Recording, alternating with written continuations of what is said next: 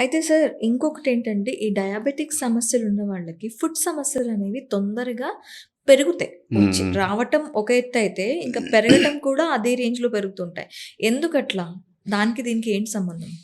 మనకు over the period of diabetes మనకున్నప్పుడు madam organs damage అయితాయని అనుకున్నాం గదా! అవును. సేమ్ లైక్ కిడ్నీలు, హార్ట్ ఎలా డ్యామేజ్ అవుద్దో రక్తనాళాలు, బ్లడ్ సర్క్యులేషన్ రక్తనాళాలు ఉంటాయి గదా! హ్మ్.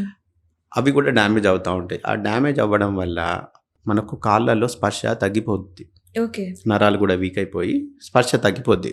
ఇప్పుడు మనం ఎళ్తున్నాము అక్కడ దెబ్బ తగిలింది. Hmm. We have a pain and everything మనకు తెలుసు. అప్పటికప్పుడే మీరు రియలైజ్ అవుతారు అక్కడ దెబ్బ తగిలిందని. హ్మ్. కానీ వాళ్ళకి దేర్ ఈస్ నో సెన్సేషన్. అది అక్కడ పెరిగి పెద్దయిన తర్వాత ఎవరో చూసి చెప్పి అక్కడ ఏదో జరిగింది అంటే గాని వాళ్ళకు అక్కడ తెలీదు.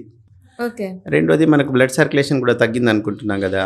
నార్మల్‌గా హీలింగ్ ప్రాసెస్ దెబ్బ తగిలినప్పుడు మనకు రక్త ప్రసరణ వల్ల అక్కడ టిష్యూ అంతా నార్మల్‌గా వచ్చేయడం ఇదంతా వాళ్ళకు అది జరగదు. డిలేడ్.